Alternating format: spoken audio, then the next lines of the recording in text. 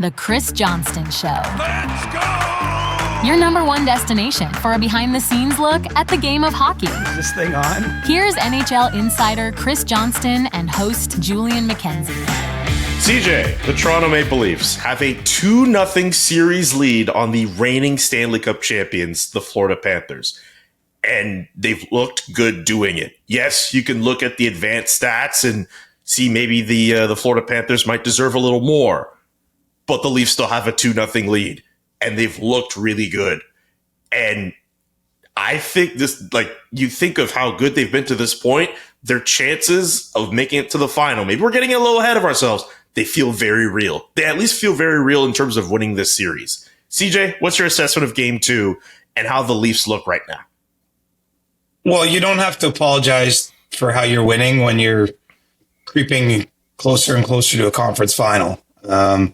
I remember last year Edmonton winning a game in that Dallas series to reach the Cup final where they had like 10 shots in the game. I mean, the style points go out the window in the playoffs, and I think what I'm seeing from this version of the Leafs that you just didn't in the past is a different level of commitment, togetherness, physical play, and I'm not talking about big hits, but putting their bodies on the line in a way they haven't in the past, and really just making life difficult on their opponents in games, defensively, particularly. And then obviously they've got the high-end talent, which so many of the past years, when it hasn't gone right, the focus is on this player has this many points in this game. That's not enough. I mean, right now, as we record this, William Nylander is atop the scoring lead in the playoffs, tied with Connor McDavid. Mitch Marner's had some big moments in the playoffs. Tavares, Matthews. I mean, you're getting a little bit of what they were supposed to get in other years, where it doesn't have to be all four guys are not going to have crazy stats every game, but it just feels like the right mix right now. Now, that being said, we can't get too far ahead of ourselves because they're playing the Florida Panthers, and I thought Florida certainly could have won the second game of the series with the way they played. It was, it's a one-shot game. And I just feel like any opponent that they're going to go up against, that it won't back down. I mean, Florida would be pretty high on the list of any team anywhere. We saw them come back against the Bruins in recent memory. Heck, we saw them take a 3-0 lead against Edmonton and lose 3 games and then still win Game 7 when everything was going against them. And so, I still think that the task sitting directly in front of the Leafs is still grand. It's still difficult, but it would be, I feel like there's so much discourse around a team like this. Like, if it feels like just because the deserve to win-o-meter isn't particularly high in some of these games, people are expecting the Leafs to apologize for how they're winning. I mean, they've been winning like this for a lot of sections of this season. They finished with the 4th highest point total in the league, the 2nd highest win total, and they've won 6 of 8 playoff games to start the playoffs. So I see a team that, yes, is looking very capable of making us a really long run. And probably people are freaking out for the most part because this is already just where we are today. If we just step and look around, all these stats that are floating around about this hasn't happened since 1963, at least with 2-0 series wins. They're 11-0 all time when they win the first 2 games of the series at home, which they've just done against Florida. Florida's 0-5 all time in the series where they've lost. They've put themselves in a position to have this kind of conversation because they just haven't had, as a team, as an organization, this kind of success in recent memory, even in distant memory. And so this is a brave new world, and fascinated to see what happens next. It's funny you mentioned the deserve-o-meter because so many of these Leafs teams in the past, especially just thinking of being in the group chat for the CJ show, you're going back to the deserve-o-meter. There's analytics getting brought up. This is the most anti-analytic Leafs team I've remembered in recent memory. And when I mentioned that, I mean off the fact that the Corsi battles, they're not winning those every night, or chances for, or anything of that sort. That's not something that they're winning. The Leafs are essentially just taking away the middle of the ice. They're blocking shots as they come. And when they get those opportunities to score, they have high-end talent who make no mistake. And that's why guys like William Nylander are seeing success, of course. And then you're getting contributions from guys like Max Domi, Max Pacioretty all of a sudden has turned himself into a great talent for the Toronto Maple Leafs. Like, there are so many things working out for this Leafs team offensively. It's not just on those top guys to produce. They're getting production from their secondary guys as well. Like, a lot of it is working, and it's not based on getting 20, 30, 50 shots a night. Right. And that, I mean, all that matters is winning at the end of the day. And as much as there are sort of altruisms in hockey, as in anything, like sort of general rules you go by that say this, if you do this, good things are likely to happen. But there isn't just one formula to win a hockey game, right? And teams are different, built in different ways. Teams have high-end skill in different places. It's, ultimately you're trying to get the conditions as much in your favor as possible. And the Leafs took a pretty hard turn in the last year.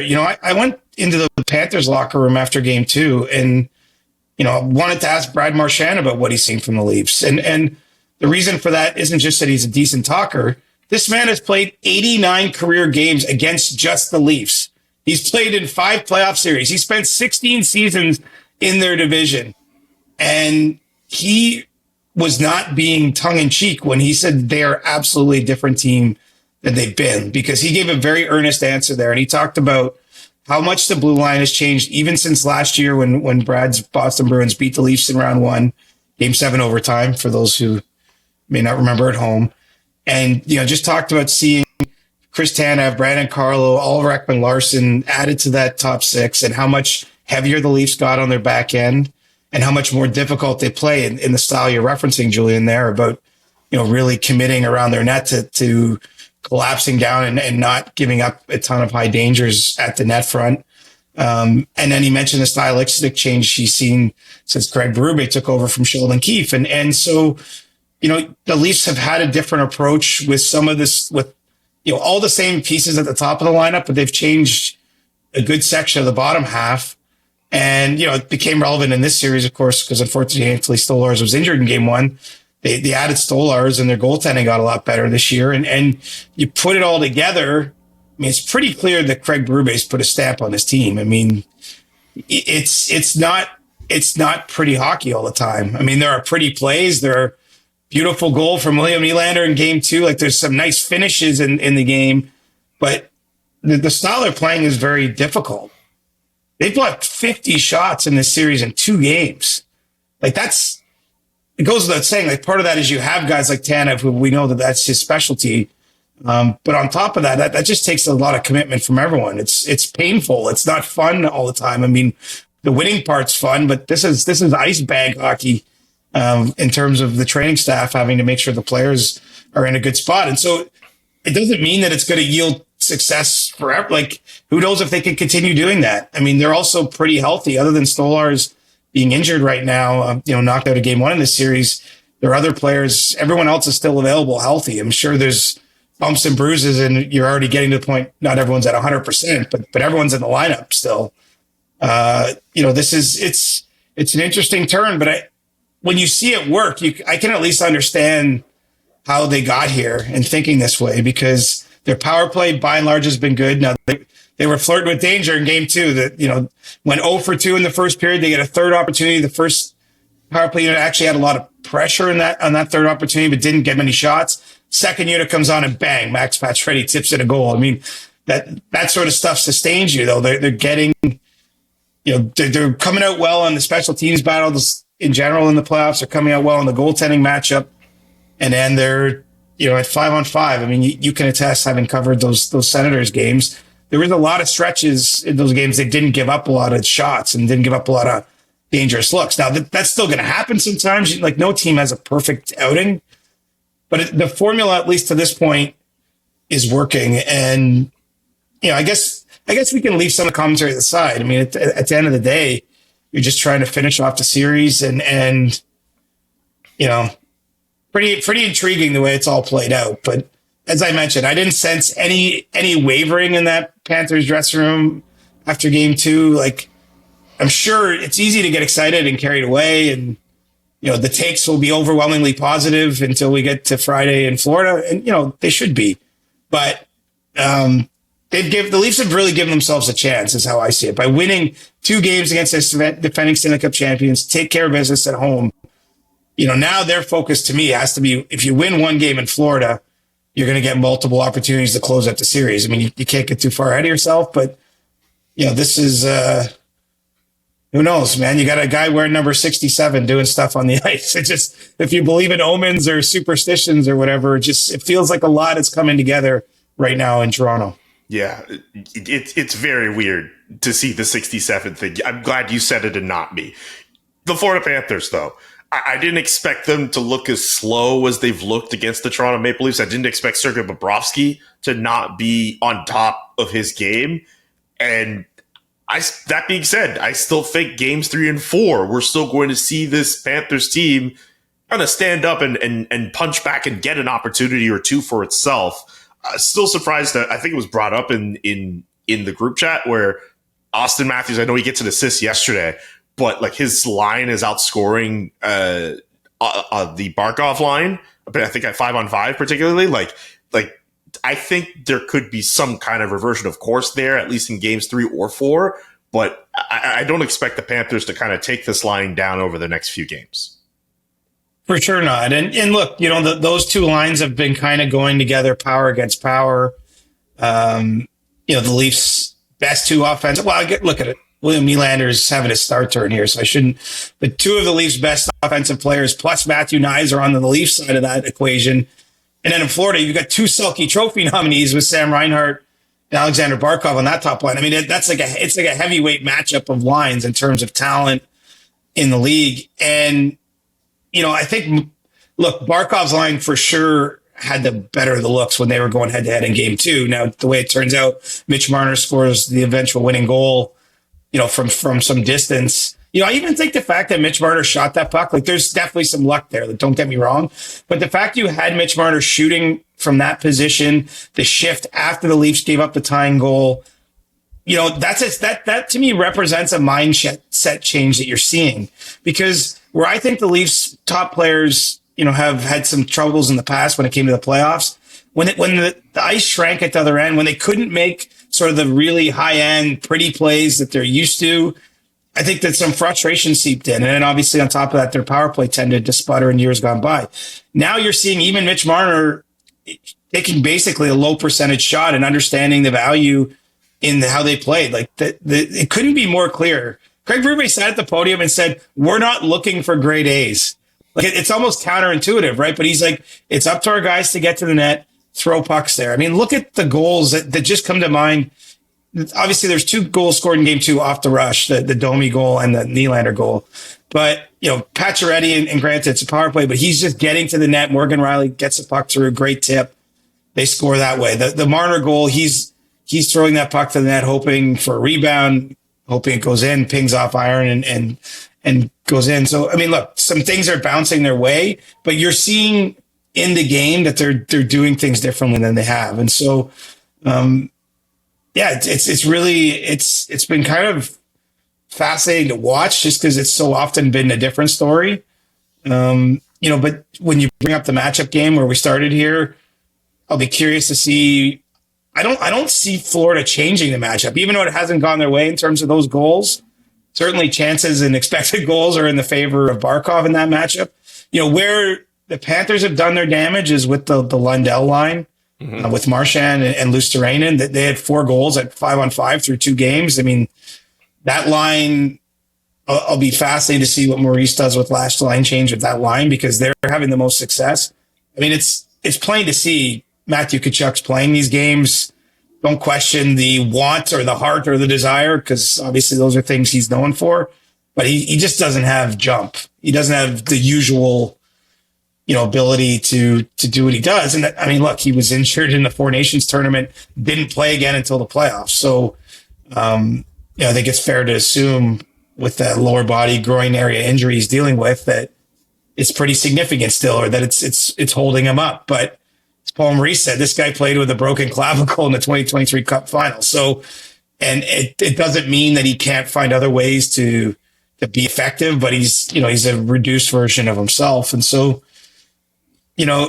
it feels like this series will be decided almost from like lines 2 and down on both sides. Now, someone on the top lines could change that and make me look foolish.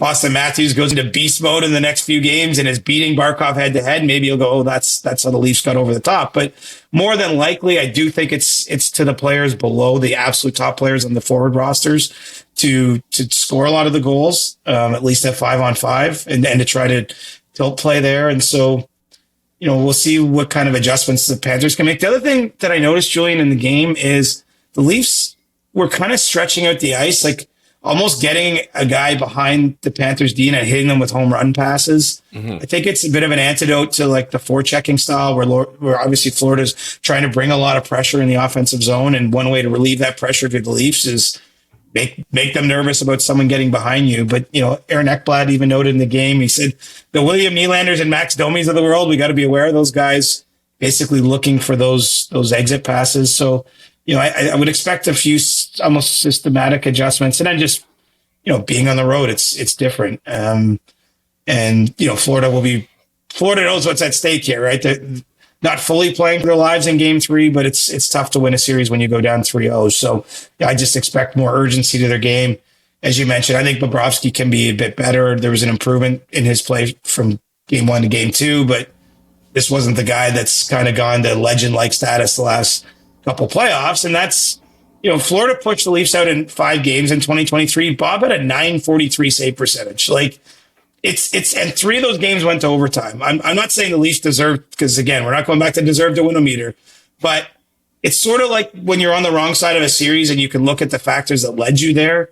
Bobrovsky was a huge part of why the Leafs lost that series as quickly as they did. Maybe if he's not as sharp, they win a couple more games, and then, some of how people feel about that series might look differently. Now it's up to him and obviously the guys in front of him to push back. But, these are still, until we know, like, this is still a Leafs team that has to prove it can get over the hump. Like, I think it took a big step with the way they finished off Ottawa and started this series, but, they still have to, getting through the second round, I think really means something in Toronto. Obviously, they're trying to win a Stanley Cup right now. Don't get me wrong. I think that's probably the only goal of the players and people around the games. But, they're going to get a surge in confidence if they find their way through this round. But I just think it's going to, just because they're up 2-0, there's still going to be, there's still a challenge, a very real challenge at hand here for the Leafs. One more Leafs Panthers note before I ask for one big thought for each of the remaining series. It's been a few days, but I need to know your thoughts on the Sam Bennett, Anthony Stolarz affair that took place earlier in the week for game 1. And no suspension. We've all looked at that film of the forearm hitting the back of Stolarz's head a million times. I need to know your pensées about this. I will say this. I think if there's a penalty called on the ice, it doesn't become as much of a talking point as it was. It's just, and here's the thing. I think we need to protect players in general. I understand, especially the need with goaltenders. And you don't love, like, seeing Anthony Stolarz being sick on the bench and understanding he even had to go to hospital. Like none of the outcome here is good. But just in terms of the act itself, it would be hard for me to sit here and say that I thought that should be a suspension. I do believe Sam Bennett has lost the benefit of the doubt for a lot of people just because of some of the incidents in the past. Obviously, he's not just known for sort of finding his way around the line. There's almost like a sneak attack to like what he's done when you think of that kind of like covert glove punch on Marchand in the playoffs last year. Some other incidences that we don't have to run through the list of them. And so you kind of think, oh, he's just being sneaky. But like the Panthers were on a power play. He did have the puck. He was driving to the front of that, no doubt trying to score as well. Now, was he looking to take a little small pound of flesh while doing so? Perhaps. But, some of those things are still allowed. I mean, these games are physical. Like even game 2, man, like there's a lot of stuff going on out there, with that is on the other side of the line. I don't just mean the plays that were called for penalties. So my take is, it's an unfortunate outcome. You wonder about the shot that Stolarz took to the mask in the first period. Like, quite honestly, maybe the conversation that wasn't had enough after this whole thing is, should the concussion spotter have removed Stolarz from the game in the first period? No one has that. Like, I don't have that definitive answer. I'm not sure how I could, but, seeing his reaction to what didn't look like that forceful of contact from Bennett, you just wonder if the earlier shot to the mask also contributed to what he was dealing with. So basically, really bad outcome. Hope the best for Stolarz, but I don't think this isn't like a 3-game suspension. I mean, you look at the force of the hits to the head in the previous round that got suspensions, right? The Ekblad, forearm shiver on Hagel. Even Hagel's hit on Barkov, or Barkov hadn't touched the puck. I mean, he smoked them at a time he was able. This was not that, and it's because of the player involved. It's because of the injury, the fact Stolarz leaves the game. Like, all that stuff takes it to another level in terms of the people talking about it. But the act itself, to me, was not. I think it was handled correctly by player safety, not handled correctly on the ice. There should have been a penalty there. Yeah, I think you're ultimately right on that. Like, it's still a failing on the NHL. Like, that should have been penalized. To get it to a point where you're talking 2, 3, 4, 5 game suspension for Sam Bennett, probably excessive. Even if you're just getting to 1 game, I could understand you want to have the debate about it. Something just should have been called for that moment. Because right now, it looks it looks ridiculous that the NHL seems to be more vigilant about what happens in a pregame when pucks are lobbed to a goalie compared to contact in game on a goalie. It's still a failing. It still looks really bad that nothing came of that on that incident. That's just my 2 cents. Why is everyone still mad about the pucks lobbed on the goalie? Like, because it's a stupid. It's a stupid thing. Because it's a stupid thing to do. No, it's a stupid thing to do. But then you're gonna get to a point you're gonna find people, buddy. It's stupid. It's just weird, like, this view out of Ottawa. Like, I just see everyone keep bringing this up. I don't think it's just an Ottawa thing, though. I don't think it's just an Ottawa thing. Look at the reporters who are tweeting about it still today. They're all based in Ottawa. And, like, I don't understand. Like, just don't shoot pucks over the line. But like people, he did it in multiple games. Like, people never did that. Well, it's like all of a sudden now it's like, oh man, like, one person's doing. We got to stop this for everybody. Like, what? They want to stop it so that there isn't a fight on the ice in warm up. Okay. Like, there's just no reason to do it. All right, but you get my point, though, right? In the course of a game, no, I don't get the point, because this is the difference. Is that here? Look, I'm not defending Sam Bennett. I'm just saying that in the course of a game, things happen and they're viewed different than when they don't happen outside the course of the game. Like, you don't have to do that in warm up. It's actually the same principle that applied to the Morgan Rielly suspension on Ridley Gregg. The reason that was more punitive than other cross-checking suspensions is because it happened after play, right? Like, he doesn't have to hit a guy. He shouldn't hit a guy who's celebrating a goal, even if he didn't like the way the goal was scored. Whereas, like, when you do it in the course of play, I think there's an understanding that, you're battling for space and sometimes the stick gets high. That was a 4 or 5 game suspension, if I remember, instead of, say, a 2-game suspension. Yeah, I think that's the actual material difference here, is that in warm up, there should be no emotion. Like, what are you doing? Like, I get that it's worse. You have a worse outcome for Stolarz. But anyway, look at it. I'm in a weird spot if I'm getting in the mix of all this. I can understand some of the logic, and really a fine is harmless. Like, it's not harmless to, I guess, the person has to pay it. I was about to say. Like, to you and I. But yeah, I mean, but $2,000 when you're making $800,000 it's like a parking ticket. It's like to the average person, right? Like, you're annoyed by it, but it probably doesn't affect, your day-to-day life too much. Anyway, I'm still laughing that you called me buddy. We just called each other buddy. Like, oh man, I just keep seeing we got heated up about it, and man. You're not. And it's not even you. It's just, I just keep seeing everyone bring up the fine as though, like, Nick Cousins doesn't have a long history of things that have been on the league's radar, and that they're worried about what could happen out of that. Like that's, and it was just a fine. Like, $2,000 for him. You know, he's made 10 million career, like, or whatever. Like, I think it's more just sending a message. Like, it's a warning above a verbal warning. That's all it is. I just want to make something clear. Bringing up that point is not this like super vocal defense of Nick Cousins. I just want that clear. Like, I'm not trying to be that guy being like, oh, look at him. Like, he's done nothing wrong. No, that's not me at all. All I'm saying is that the optics do look weird.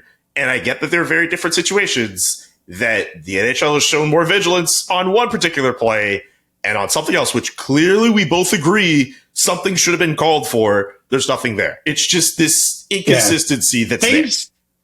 But in general, like, if we just step back and we're not like, in general, things that happen in the heat of battle, like in the course of the game, even things that go wrong are viewed differently than things outside. Like, if you can't hit guys, you know, after the play has stopped or in the warm up, or like, if you know what I'm saying, like, it's viewed differently because there's an understanding, frankly, when you're in the course of the game, there's a lot happening. It's emotional, and sometimes things go over the edge. Anyway, man, I'm having like weird flashbacks because I remember when that Ridley Gregg Morgan Riley incident happened. You and I like had like a long. So I'm having like flashbacks to that conversation because it. Anyway. You know what? I'll say this. You know what's been awesome? What? The last 5 or 6 days in particular, the playoffs have just been awesome. I'm just watching from afar. Like, you're having the time of your life covering all of this. Well, honestly, both of the first games in the Florida-Toronto series had like all kinds of drama to them, end up as 1-goal games. Both games kind of go down to the wire, and there's hits. There's a bit of controversy. There's some amazing plays. That series, this series has gotten off to like some real starts. Then on the off nights, I'm watching like Game 7 in Winnipeg, you know, Game 7 in Dallas against Colorado. Mm-hmm. I'm sure we're about to talk about Mikko Rantanen again, like with Dallas and Winnipeg now meeting, and the guy just is on a run. Literally, he's doing things that haven't been done ever, you know, surpassing Mario Lemieux records. Which is no small thing. Like, I just feel like the playoffs has been really on tilt the last week in particular. I mean, it's been good. It's right through. Don't get me wrong, but we've seen some pretty dramatic games here. This episode of the Chris Johnston Show is brought to you by Silver Wax. With the right tools, cleaning your car really doesn't have to take all that long. And Silver Wax is definitely the right tool. Proudly Canadian since 1999, and that's not about to change. Some of the products they've got in store for you here, the Nano Diamond Ceramic Quick Wax and the Insect Remover. They've got some really great stuff that car cleaners have loved, again, since 1999, and their absolute care promise drives Silver Wax to make caring for your car as easygoing as a Sunday drive. Silver Wax takes absolute care of your car. Find Silver Wax products at your local Canadian Tire or at silverwax.ca and use promo code SDPN10. That's SDPN10 at checkout to save 10% off your next order. SDPN10. That's our code that you can use at silverwax.ca. Proudly made right here in Canada since 1999, Silver Wax has been fine-tuning our pro-grade car care products to do most of the work for you. I love the transition into the rest of these series here, because Winnipeg, Dallas right now, particularly Mikko Rantanen, has producer Drew in the fetal position with what Mikko Rantanen has been able to do, I think, over like the last 7 periods. We're talking about a guy who's just played through his 4th consecutive multi-point game. Dude is on one right now. Can we talk about Winnipeg, Dallas? Can you give me one big thought about that game? But also we could tie in the greatness that is of Mikko Rantanen. Well, I'd be missing the boat if I had any thought that didn't have the initials MR in it. You know, like yes, you might not like one of the goals on Connor Hellebuck and so you want to open that door again or whatever. But I think in general, what's fascinating to me about Rantanen is I believe his success is driven. He's already been one of the best playoff performers of his generation. So this isn't anything new. What's new is he's doing it in green instead of those Avalanche colors, the burgundy. And he's not doing it alongside Nathan McKinnon, of course, who was his longtime running mate with the Avalanche. So there's those questions. Could he keep doing it? But I think he's doing it in spite of what's happened. Like I unquestionably to me, there's just a little extra something there because of how his season unfolded, the fact he played Colorado. Obviously, I'm sure even in his own mind, like having that monster game 6 and then obviously epic game 7, like give me more superlatives to attach to each game, because then he starts with just a mind-bending game 1 in the Winnipeg series. So you stack those 3 together, but doing that against the Avalanche, he'd had 1 assist through the 4 games to start the series, was, a lot of ink spilled, is the old saying, on what he wasn't doing at that point in time. He's found something there, and I mean, he's driven, right? I think he's proving a point, and that's compelling to watch. It's a great story. This isn't anything he asked for. I mean, going back to January 24th, 25th, like he didn't want to be traded. He was in negotiations with the Avalanche on extension, and my goodness, as the Avalanche conduct their breakdown days, you've seen Joe Sakic and Chris McFarland there meet the media. I mean, it starts to feel like one of those trades that they just might be answering for a long, long, long time, right? That it's almost like a hex. And now they still have Nathan McKinnon and Cale Makar, like 2 of the absolute best players in the world at their positions overall. Like, I'm not saying anything's done in Colorado. I think that would be foolish. But you wonder, can they step out of the shadow of this, because they had something really special in Mikko Rantanen, and to let that go it's difficult, man. Especially very few players, like, he's on a hot run, right? It's even hotter than a hot run. He's been on 12 straight Stars goals. Like get your mind around that. If that happened during a wild week or 2 weeks in February, we'd be freaking out. Yeah. The fact it happened in game 6, game 7 of a playoff series and game 1 of the next round is next level. The fact that it happened against this former team who traded him away just months before. I mean, I don't have the words to probably properly describe how unique this is, but it's crazy. And so, I mean, Dallas was already probably one of the cup favorites for sure this year. They somehow get to that first round without Jason Robertson, Miro Heiskanen. They're getting healthy now. They have Rantanen on this level. They have the guy signed. I mean, there's a lot of tailwinds around what the Stars are doing. And look, Winnipeg made that game close in game 1. And so I don't want to look past the Jets just yet, but it's going to be tough for any team to knock Dallas out of the playoffs. That's sort of how I feel. And when you have Rantanen doing this, I mean, there's no reason to do it. Like, who's leading the Conn Smythe discussion right now? Because I think there's no debate about, the only debate might be about who's number 2. Honestly, you could say maybe William Nylander's number 2, but I know who my pick for playoff MVP is right now. Okay, we got to get to the rest of this roundup here. Carolina, Washington. That's kind of like the forgotten series in all 4 that are remaining here, because obviously we're going to focus a lot on Toronto, Florida. Mikko Rantanen's doing his thing, Winnipeg, Dallas, Edmonton, and Vegas. I mean, Connor McDavid's in that series. You have to focus on him. So that kind of leaves Carolina and Washington a bit on the back burner here. Yeah, it was a snooze fest game 1. That's why. I mean, it was. Both teams had a long layoff, relatively speaking, between rounds. And so I'm not predicting necessarily the whole series will be that way, but Carolina dominated the game, was down 1-0, but found a way to rally and win in overtime.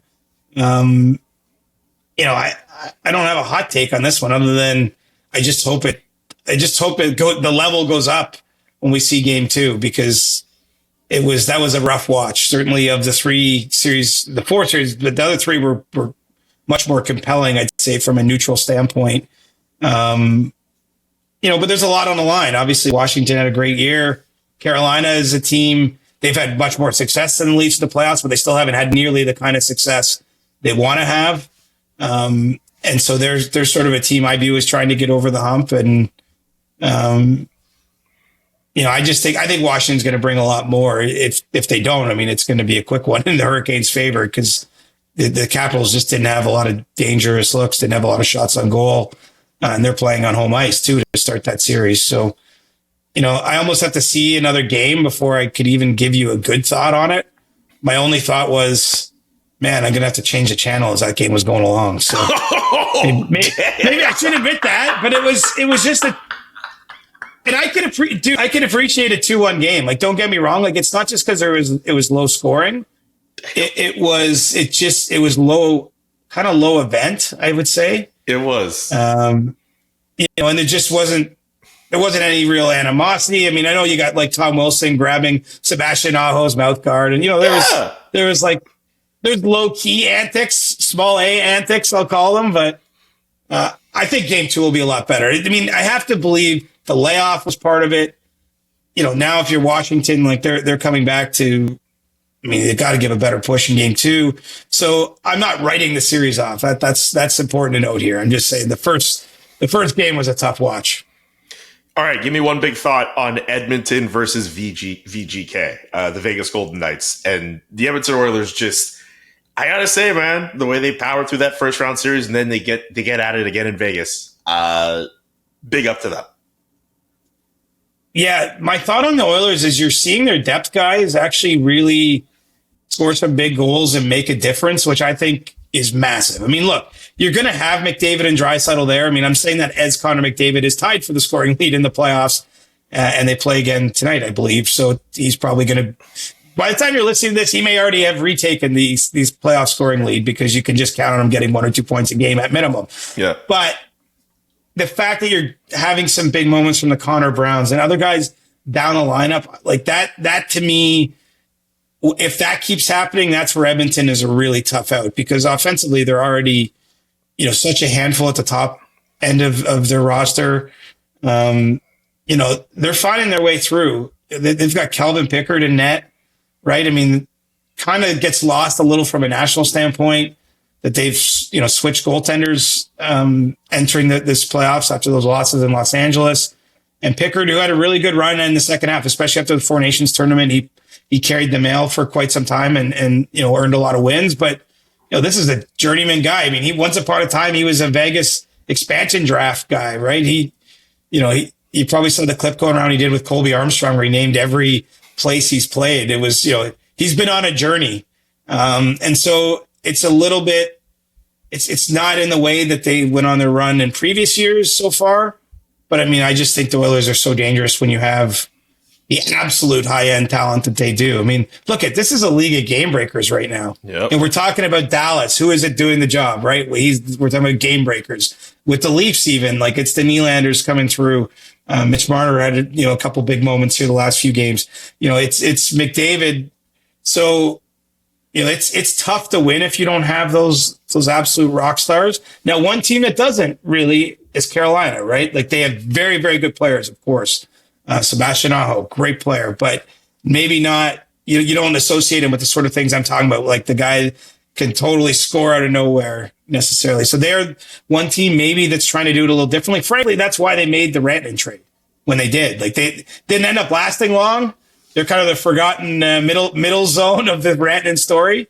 But they wanted a game breaker. They just didn't want to pay all those assets and see him walk away in summer. So they made the deal they did with the Stars. So, but Edmonton's game-breaking talent is going to keep them interesting and keep them in it. But right now, they're getting a lot of support down the lineup, and that to me is why they've won 5 straight games in these playoffs, entering game 2 against the Golden Knights. All right, that's our roundup through the playoffs right now. We should get through some other news and notes, CJ, with some of the vacancies for coaching positions and GM positions. 2 guys I want to focus on particularly who have come up in a lot of reports.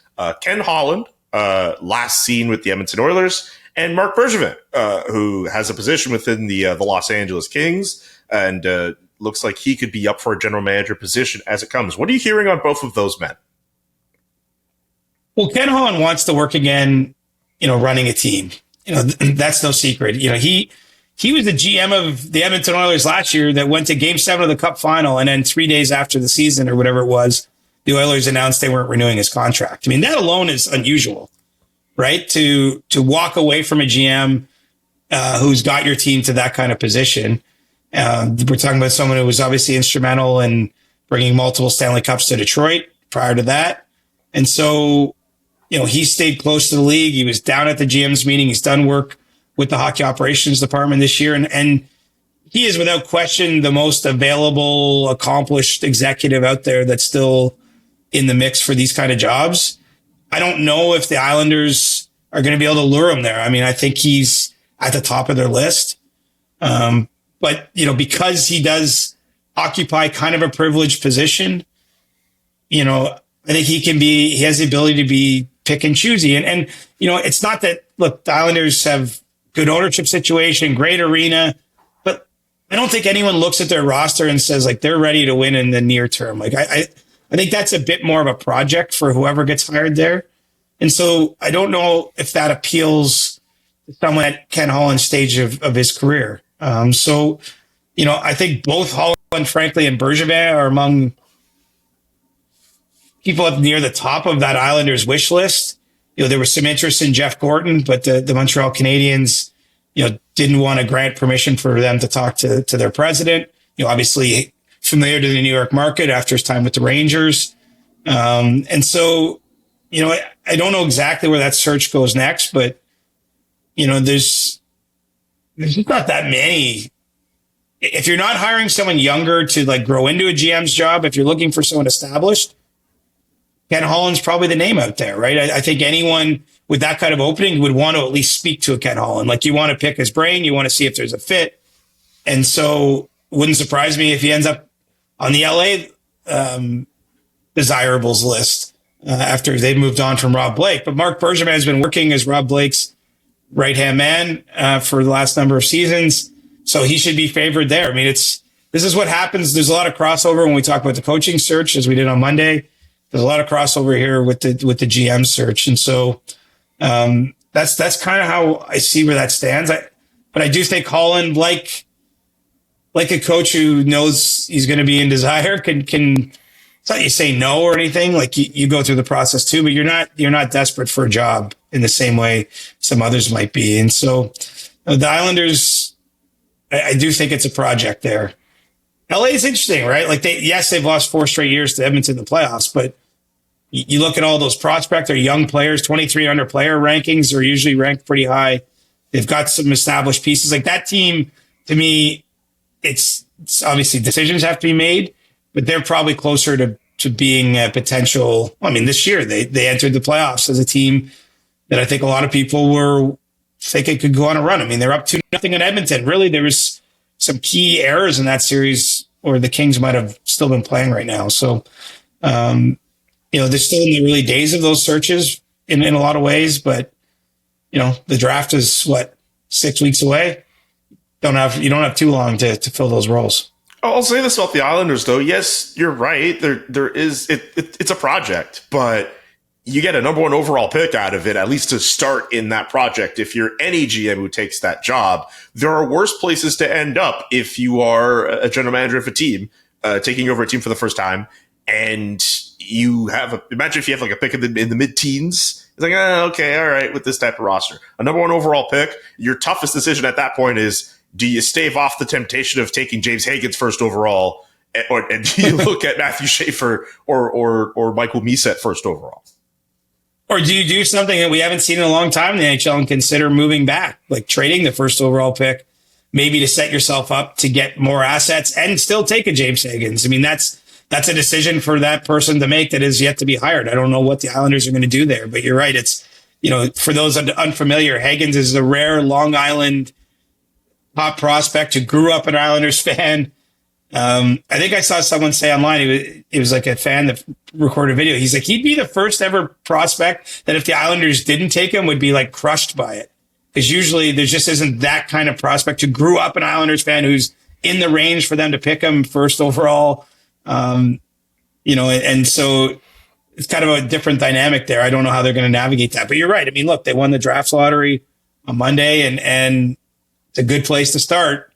It's not a consensus number 1 draft. It seems like Matthew Schaefer, of course, is topping all the lists, but from what I've read, and I do not profess to be a guru of the prospects. I mean, a lot of people, the Corey Promans of the world out there, and many others, Bob McKenzie still doing that, dipping his hand in, spend a lot more time focused on that than I do. But, there's a lot of prospects everyone seems to like, but, depending on your own list, you might have a different order. And so, yeah, I mean, I don't think that the Islanders are a lost cause by any means, but they're locked into some bad deals, some older players. And, I think that they have to turn things over after, 7 or 8 years under Lou Lamoriello. That is also very true. Anything else on Philadelphia, Anaheim, or any of the other vacancies out there? Nothing too new for you. As I mentioned in the show this week, I do think the process of interviews is starting to heat up a little bit. But, no imminent hirings that I'm aware of or any new information to tie new people to any of those teams. I mean, it seems like Joel Quenneville's getting a real good look in Anaheim, which was obviously a decision, right? He's been out of the league after initially, for years not being eligible to work due to his position with the Blackhawks during the whole Kyle Beach saga there. So, it doesn't mean he's going to get the job, but it's kind of a broader conversation. It's not just a coaching decision in that case. And it's also a very desirable job. I can't remember when we recorded last, maybe did David Carl re-upped with the University of Denver? I don't believe so. I don't think, that's relatively new. You're right. That's a development is, he had extensive discussions with the Blackhawks. I know he also, did have an interview with the Ducks and then ultimately goes to sign a new deal at the University of Denver where, David Carl's talked about being very comfortable, liking that situation for his family. I think when he comes to the NHL, and I still think it is a when, it's not an if down the line, he wants to try to work somewhere where he's not on the usual 2 to 3 year cycle, getting replaced, moving around, all the disruptions that come with that. So he's got to find the right situation. And right now that right situation is in the NCAA. So, those are some of the things going along, but there's obviously a lot in the air. Rick Tockett's out there interviewing for jobs. See what happens with Peter Laviolette. Mike Sullivan's getting unveiled on Thursday finally with the Rangers. I mean, it's a wild time of year, man. There's a lot going on that we're kind of focused on inside the rinks, but obviously a lot happening off the ice too. Any thoughts on the Utah Mammoth name and the jersey and the logo? I like the logo. And by extension, I like the jersey, the home jersey where they have that logo on it. I think it's pretty badass, quite honestly. I love how the tusk is in the form of a U and they have the mountain range in there. Like, I think it's a sort of a well thought out concept. I actually like those colors. I've seen some criticism of that. I mean, it's down to personal preference, right? I mean, you might like a green shirt and I might be like, I would never wear green ever. Is that like people do have different views on things like colors, but I think that they did a pretty nice job with it. And I actually like Mammoth too. As a writer, when you have the singular team names, it can get a little weird, like Lightning or Wild or Mammoth. But that's very much a word nerd thing as opposed to, and I don't expect any fan to care about that. But I think that they've done a really sneaky, nice job in Utah.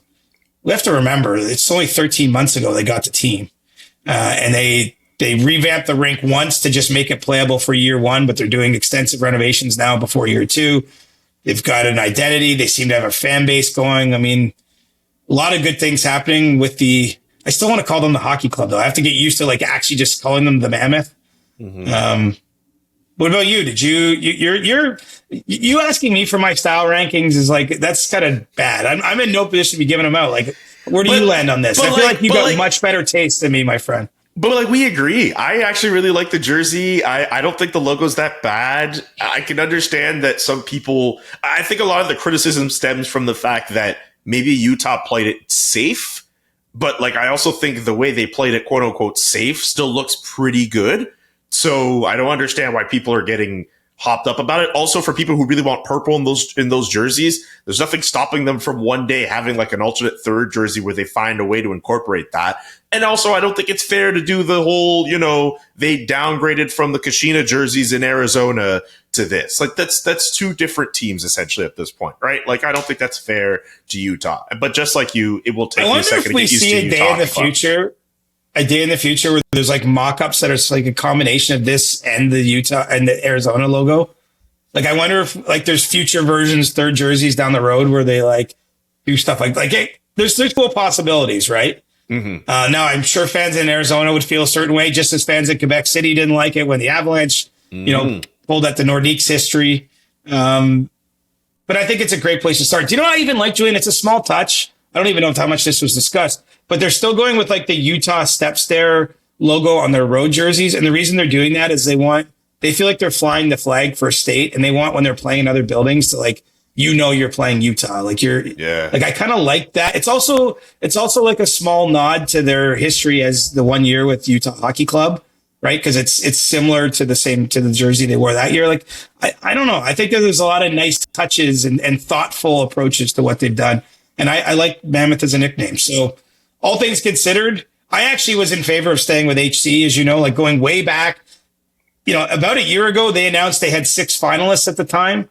And you and I discussed it. I said I liked HC at that point, and I maintain to this day I would have been cool with them sticking with it. But I think Mammoth works too, and in 2 years' time I'll almost forget they ever called HC. I bet.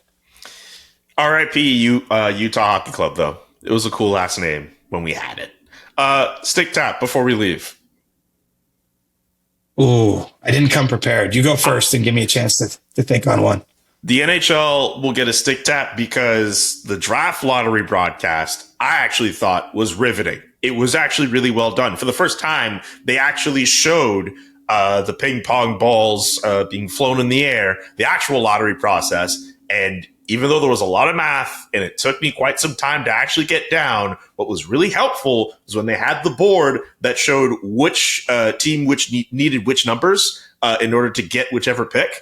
That was super helpful. That was actually riveting. That was actually dramatic. And I hope the NHL continues this. Yes, I love it. I mean, look, it's funny. It's the exact same process that used to play out behind the scenes. And then they just would announce the winners. Like they did the exact same lottery ball thing behind the scenes.